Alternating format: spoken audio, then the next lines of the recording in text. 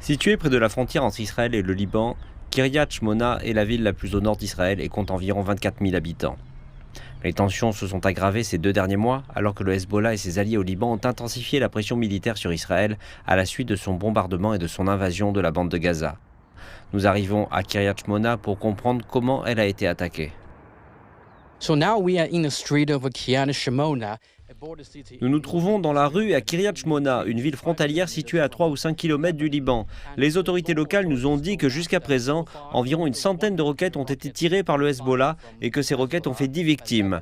À côté de moi se trouve une voiture carbonisée, comme on peut le voir, presque tout a disparu. It's a burned car, as we can see that almost everything's gone.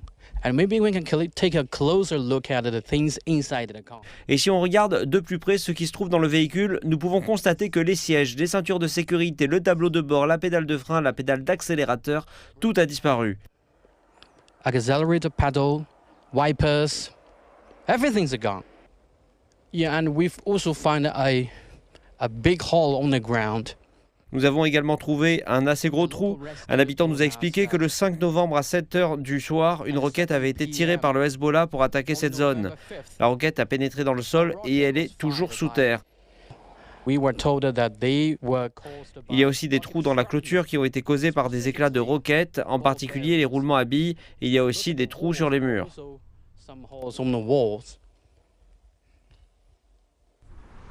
La ville compte environ 400 abris et les civils ont été entraînés à s'y rendre le plus rapidement possible. Les 20 000 autres habitants ont été évacués vers d'autres villes d'Israël à la fin du mois d'octobre. Le gouvernement israélien dépense actuellement environ un demi-milliard de shekels, soit environ 100 millions de dollars, quotidiennement pour fournir de la nourriture, de l'hébergement et des services éducatifs aux civils.